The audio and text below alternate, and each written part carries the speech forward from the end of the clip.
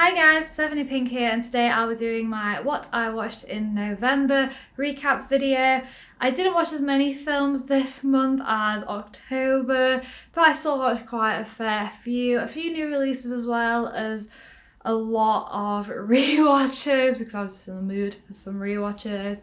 So yeah, let's dive straight in. I'll be finishing the video as well with a new little segment where I rank my favourite video of the month and my least favourite one of the month. So yeah, let's get into it. And I'll be doing a little segment at the end where I say my favourite film of the month and my least favourite film of the month. So yeah, let's get into it. Starting off with Scream 2, which is obviously a continuation from Scream 1, where Sydney is now at college and is continuing to be stalked by Ghostface. A really, really good sequel. They have loads of meta humour in it, exactly like Scream 1 regarding sequels are never as good as the original, and just some really good moments in it. The other Scream films don't really hold up as well as the first one, but Scream 2 is a really good contender. Definitely give it a watch if you have seen the first one. I do think it is definitely worth it. Next up, I watched The Conjuring, The Devil Made Me Do It. I'm not sure why I was obsessed with watching sequels at the start of November. I think this is the third or fourth film in the Conjuring series, but it just does not hold up as well as the other ones, sadly, I think. I love the relationship between Lorraine and Ed that's shown in this one, but the overall story with a demon possessing a boy, he then goes on to kill someone, and then trying to use the Devil Made Me Do It in court is just a little bit weird to me. I'm just not a fan of it. I know it actually happened in real life as well. There's some great videos online about the real stories behind the Conjuring films and who Ed and Lorraine were in real life, which if you're interested in that sort of thing, you should definitely search out. I think it's really, really interesting seeing some of the things that they said and did in real life, whereas in the films they're kind of portrayed as these like saviors almost, but in real life they usually didn't help out too much with a lot of these cases. So definitely worth looking into if you are interested in like the Conjuring series as a whole. The Devil Made Me Do It, it was a rewatch, but The Devil Made Me Do It, it was a rewatch of mine, and I did actually kind of prefer it the first time that I watched it, but on a rewatch it didn't pull me in at all. I was kind of bored. The only thing I like about it is the relationship between Ed and Lorraine. I don't know if I'm going to be able to pronounce this one correctly, but I watched Gunjam Haunted Asylum, which is a Japanese found footage documentary style film. I've heard a lot about this film leading up to watching it, and I think I went in with my expectations way too high. I was expecting a film that I guess just could never really live up to the expectations that I had in my head. It was a good film. I think if you are going to watch it, go into it completely blind. It's just a found footage style documentary film about going into a haunted asylum, if the name didn't give that away. So it is good. I think there's just an awful lot of build up, and I don't think the tension's ever kept like high enough for me. So when we finally get the payoff in maybe the last third or even quarter of the film, it just wasn't enough for me. I felt like it was just a little bit too dragged out, but maybe go into it blind and give it a try. Like I said, I did go in with really, really high expectations, so that could be why I was so disappointed in it. But overall, still creepy. I liked the relationship between the characters and had a little bit of funny moments, but yeah, it just did not live up to expectations for me. Next up, I watched Open Grave, which is a horror film that I've never ever seen anyone else talk about. I think it's probably flew under a lot of people's radar. It is a little bit of a lower budget film, but I definitely think it's worth a watch. The protagonist wakes up in a open grave full of dead bodies with amnesia, so he needs to work together with a bunch of other people to work out what the hell happened here and why there are so many dead bodies and a bunch of other mysteries that are found around the place that they are. So it's not the most perfect film in the world. I kind of have like a really soft spot in my heart for this one, just because it's one of the horror films that I watched as maybe like a 16-year-old, 17-year-old, which is when I really got into horror. I was watching so much low budget, like horror fest films, which again, I've never really heard a lot of people talk about any of those because they are like not very well regarded, obviously. But I don't know, they just have such a soft spot in my heart. I always love them. And I rewatch as many as I can, and Open Grave's one that, yeah, I feel like there's a little bit of twisty turny in it, and it's just, it has such a soft spot in my heart. Definitely give it a try. Like I say, it's not the best film in the world, but I think it is worth giving it a try just for the overall mystery around it and working out exactly like what happened. An old film that I somehow have never seen, Perfect Blue. It is an animated Japanese film. I don't even have words to express how much I enjoyed this film. I don't want to give too much away about the story in case you haven't seen it. That is an English dub as well for this film, in case you do want to watch it in English. I know some people aren't massive fans of watching stuff subbed, so there is a dub, and it is really good dub. It's about a pop star quitting her band and trying to get rid of the good girl image that she has while she becomes an actress.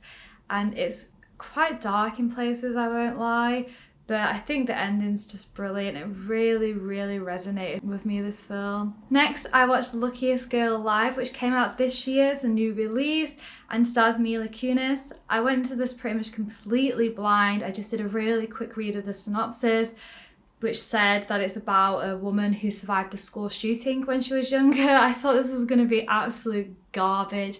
I went into it really thinking I was going to just hate it, but without spoiling it, there is so much more to this story than just someone surviving a school shooting. It is a great mystery. Again, I love a mystery. I always seem to find like a mystery films, so it does have this really good mystery. I will say, massive trigger warning, there's some really harsh scenes in this that can be quite upsetting, but I think, gosh, the overall film, it just really, again, spoke to me, kind of like Perfect Blue. It really spoke to me, and I really enjoyed it. I feel like it's got really mixed reviews from the other ones that I've read, but I personally just really enjoyed it. I thought it really spoke to me, but it is incredibly triggering, so please do be careful going into it. On a happier note, or more like batshit insane note, I watched RRR, which has got to be one of my favourite films that I've watched of the year. I watched this with a group of friends. We had to watch it over 2 different nights because it's quite a long film, but it is just wild. It is absolutely wild.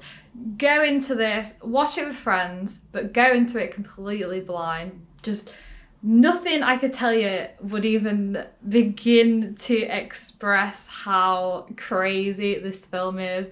The CGI is awesome. There's fights with a tiger. There's massive explosions. There's just so much going on in this film. It is amazing. Netflix have dubs of it as well in like every different language except from the original language. We couldn't find it in the original language, so we did have to watch it dubbed, but it's still amazing. Don't watch the English dub if you are English speaking. We watched the Hindi dub and it worked really well. I think English dubs can just be a little shit sometimes on Netflix. They don't do like the best job ever. So we watched the Hindi dub and really enjoyed it. But this film has everything: action, bromance, musical numbers. Why were there musical numbers in it? But I loved it. Dance scenes, fucking flash mobs. It is insane. It is like one of the best films I've ever seen. But go into it not expecting it to take itself too seriously. It is a Tollywood film, so massive sets, dancing, CGI. It is crazy. It's such a good film. But yeah, don't go into it trying to take it seriously, or you might cringe a little bit. Go into it with an open mind and expect lots of fun and laughs along the way. I rewatched Along Came a Spider, which is Morgan Freeman as Alex Cross. A mystery film about a young girl being abducted from school. Kind of a heavy subject, really. I watched this when I was way too young. This film just gives me like a weird feeling inside when you know you're watching something that you're not supposed to be watching. I watched it way too young. But now rewatching it again as an adult, not the best film ever really. It's a decent mystery, there's some twists and turns in it, but it's just a generic kind of child gets kidnapped and police detective tries to hunt down the kidnapper, which it has some really, really good moments, a few twists and turns actually, and I really enjoyed the ending, but nothing spectacular. Another new release, Shattered, which is about a rich dude who meets a lovely lady at the store and his life pretty much goes to shit after that. Pretty generic film, really. I could see, you know, the twists and turns coming a mile off. But I think it's a good background thriller, really. It's not something that you have to pay like too much attention to, which I like in some films. I love a background film while I'm working or you know, doing something. A little background film's nice, and this definitely was a background film for me. Some interesting moments in it, but like I said, quite predictable with where it's going to go. It's pretty obvious that this woman has ill intentions for this incredibly rich single man who lives by himself and just miraculously has his leg broken out of nowhere. It's just really, really obvious, sadly. But yeah, some decent scenes in it. Nothing amazing, but a very good background thriller. I gave one of my favourites to rewatch this month, Midsommar. Oh, what a film. There's nothing I can really say about this that hasn't already been said a million times, but I will say, giving it a rewatch and properly watching it, I don't think I've ever sat down and really given it my full undivided attention, and I probably didn't this time because I do love sitting on my laptop and working while ever I watch a film. But I do think just the first opening scene, paying full attention to that for the first time, it's gut-wrenching. I just can't think of any other words to say about it. It is just really horrible and it just upsets me. But it's in a brilliant way. Like, a film that can make someone feel like that is amazing. And the rest of the film is good. I love the ending. I now want to do a bloody Midsommar costume really, really badly. I want to be the May Queen. But yeah, if you haven't seen it already, what are you doing? There's gore, tragedy, symbolism, so much symbolism. But yeah, definitely one that I think you should give a go if you haven't already. And if you have watched it, give it a rewatch, because I promise there's going to be something in there that you didn't notice the first time around. Another first time watch for me, Shirley, which I think came out in 2016. Not a massive fan of this one. It's about a writer who's just a nasty cunt. She's not very nice at all. And a young couple like move into the house. A lot of slow burn symbolism, a weird ending where you can kind of interpret however you want. It's just not my thing, really. I thought it was going to be a lot more psychological, and I'm sure there was like some psychological bits in it, but it just really wasn't for me. It was way too slow paced. I only started really paying attention at the end because I was just switched off for like the first hour, but it does really pick up at the end. But yeah, not my sort of film at all. I had to give this one a hard pass, sadly. A more funny film than I usually watch and more action-packed, The Unbearable Weight of Massive Talent with Nicolas Cage. Everyone was talking about this film, and I somehow didn't end up seeing it when it came out, so I'm so glad that I finally got to actually watch it, and I really enjoyed it. I'm not really a massive action fan, I won't lie, but the meta humour in this, holy fuck, I just loved it. It didn't take itself too seriously at all. Nicolas Cage gave, you know, one of the best performances. He was just so funny and just ironic, and the whole thing was just brilliant. I really enjoyed it. The ending, it did actually get a little bit too actiony for me. I was kind of like, this is a bit boring. I did switch off for maybe the last half hour. I really loved the build-up references to his other films. The bromance that he has with like so much comedy wound into it, but it got very actiony towards the end for the big climax. And sadly, I'm just not a fan of much action. But the rest of the film was definitely worth the watch for me. So many references to his other work that I think if you are even just a small Nicolas Cage fan, definitely give it a watch. Another rewatch of one of my favourite films, which is so controversial, but I watched Birds of Prey, The Emancipation of One Fabulous Harley Quinn. I think maybe I got that name wrong. It's a long fucking name. But yeah, I love this film. Birds of Prey is brilliant. It's like a girl boss film, in my opinion. I understand that not many people like it, but I don't really care. I'm a massive Harley Quinn fan. I have been for years. I love her New 52 comics.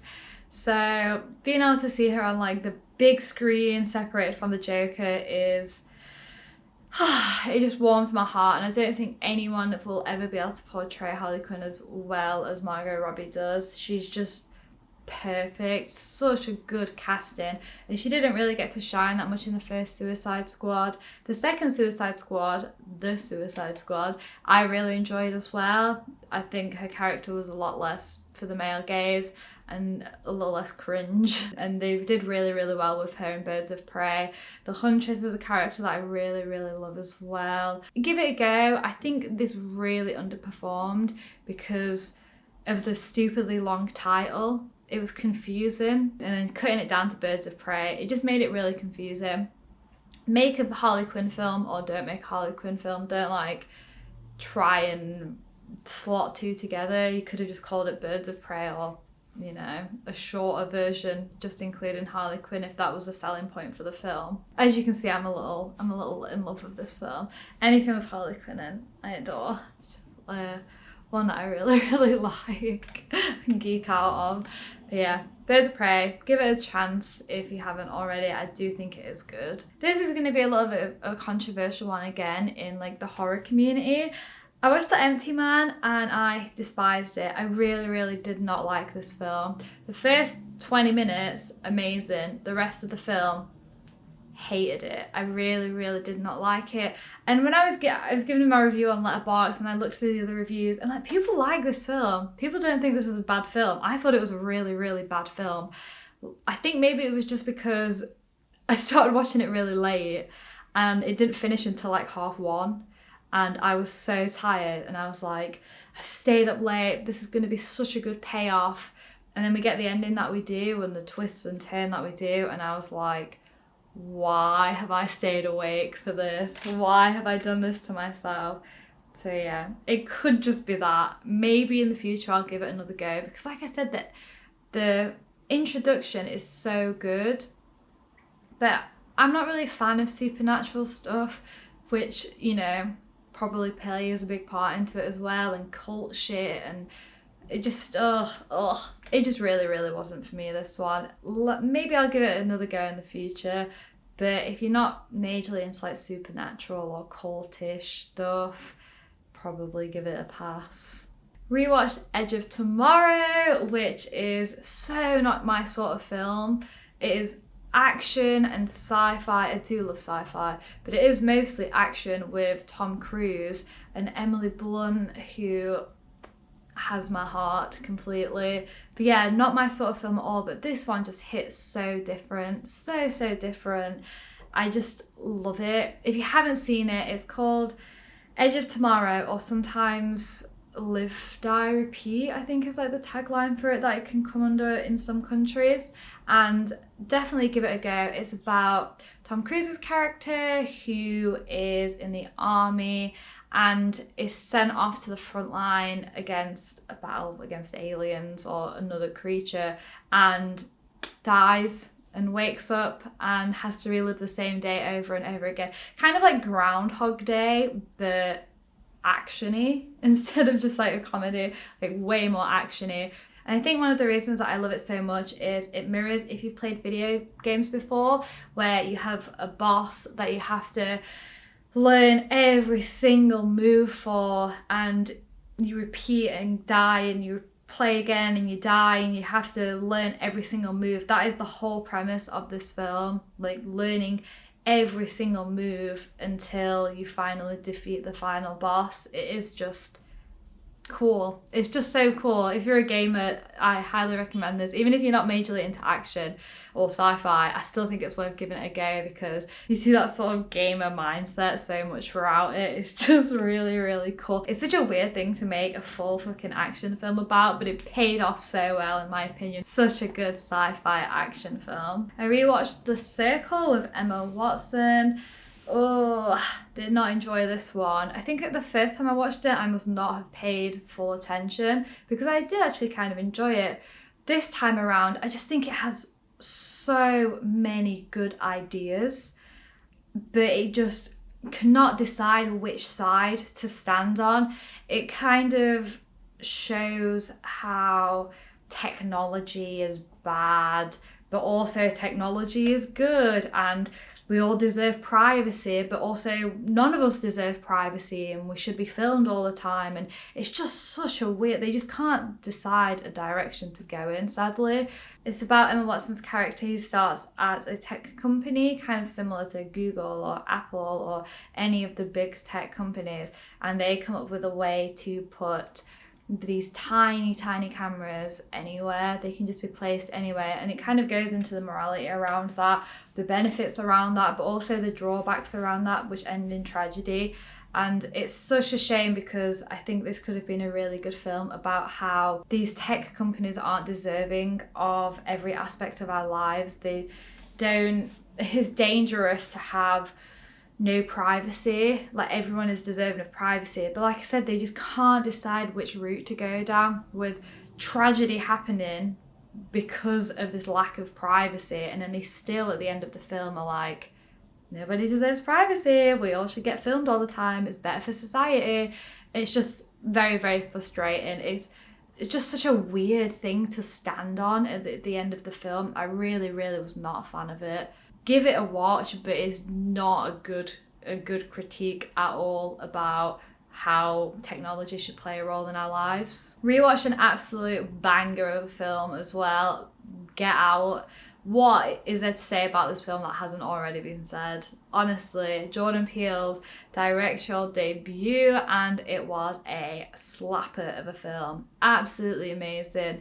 Rewatching it, oh my god, there's so much foreshadowing. There's so many hints that never ever would have noticed the first time watching. There's just so many hints and clues throughout. If you haven't watched this in like 2022, what are you doing? This is like such an iconic film from Jordan Peele. Really, really good commentary on race, on America. It is just brilliant. Really, really good. There's nothing else I can say about it. It's just an absolute masterpiece of a film.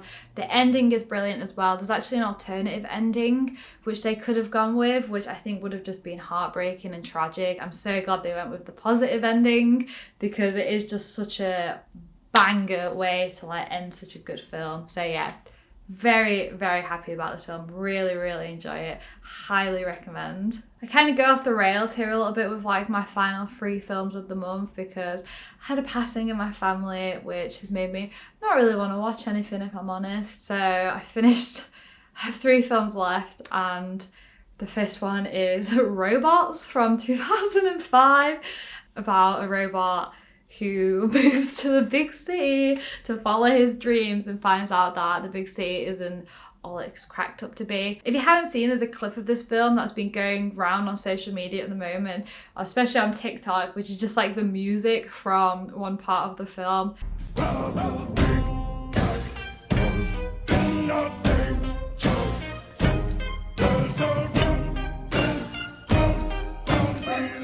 And it's just hilarious. Oh my god. If you didn't watch this as a kid, I feel sorry for you. It just slaps. It absolutely slaps.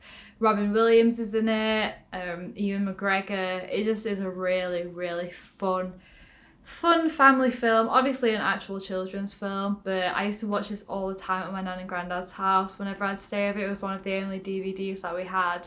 I just had to like give it a watch this month, and yeah, it just has a really, really soft spot in my heart. So yeah, give it a watch.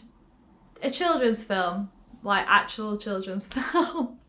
But I still think it has some really like humorous moments. Plus there's so many adult references in it, and I don't mean like adult, but just pop culture references. Robin Williams pretty much plays a character who just spirals off one-liners that refer to something else, quotes from different films, or it's just a bit weird, but it's fun to watch them all as an adult and actually understand all the references now. Then I watched Pokemon Detective Pikachu. Oh, I was so excited for this film to come out. I went to see this in the cinema. I was that excited. Look, my son, my actual son, just amazing. I really like this film, and I know it's not perfect and not everyone enjoys it. I enjoy it. I absolutely love it. I think Ryan Reynolds is really funny. I think he's well deserved as like the icon status that he has nowadays. And I just think the Pokemon are like rendered so well. It's such a fun film just to watch, just to like pick out each Pokemon that you see. There's so many Squirtles wandering everywhere, but no Squirtle Squad, which I was very gutted about. There's like an Eevee. I'm not sure. I think my Eevee's behind me. The boys, there's an Eevee like transformation in it, and it's just I love it. I think it's a really good film. Go into it not taking it too seriously, of course. If you take it too seriously, then you're not going to have fun, but it is just like a fun film to enjoy, and I really enjoyed it. So yeah, good on a rewatch as well, even though I knew what was going to happen, just so I could pay attention to all the cute Pokemon in the background. Kind of finished the month off with a really disappointing film, which is quite sad. Ultrasound. It's about a guy who's driving home and his car breaks down and he turns up at a couple's house and weird stuff just starts happening. That's all I'll say. Very head fucky, very just weird. A lot of twists and turns in it. I find it quite hard to follow the film for a little bit, but then it all comes to a conclusion at the end. I don't think it's horrific. I really don't think it's the worst film ever, but I was not a massive fan of it. I saw it being compared to Primer, which is another really mindfuck film that you might have seen, and again, I didn't really like Primer, so I really shouldn't have watched it. I knew I don't like Primer, so if it's being compared to that, I should have known going into it that I wasn't really gonna like it that much. But you know, there's still some good points in it, and I think the ending's kind of cool. And that's all the films that I watched in November. Hard month for me, but I still managed to get an awful lot of films through. I'll be doing my alright film of the month and my state film of the month. If you know a Yorkshire lad or lassie, or British, because I think state's just British slang, alright means good, or it means alright in Yorkshire. That'll be good.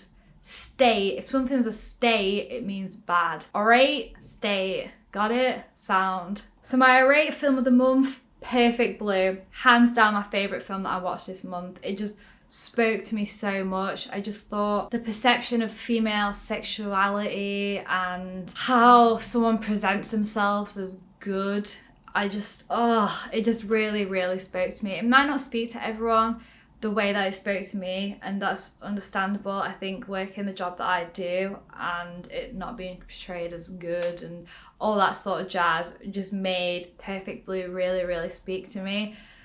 But I still think there's a lot of head fuck sort of moments in it that will be enjoyable to other people. And my state film of the month, I thought The Empty Man was an absolute state of a film.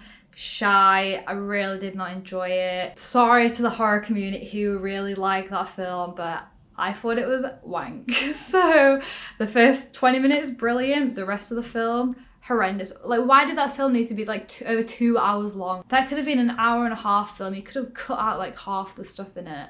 I stayed up so late for that film and I hated it. I hope you enjoyed my November recap video, and thank you all so much for the feedback from my first one, which was my October recap last month. I received a lot of really nice feedback for it, and some video suggestions which I ended up not watching, aka Terrifier 2. Sorry, I don't know where to watch it just yet. I'll watch it in the future, I promise. I'm just not up for an actual torture film just yet. Just yet. I need a little bit of time. I'm trying to watch nice films at the moment. Like The Empty Man, which was horrendous. I really did not like that film. Please don't talk to me about it again. I really, really hope you enjoyed this video. Thank you all so much for your support, and drop down in the comments how you think my opinion was wrong. Please be nice though. Please don't be horrible. Everyone's got opinions. What's the quote? Everyone's an asshole? I can't remember the quote. Please be nice. Bye.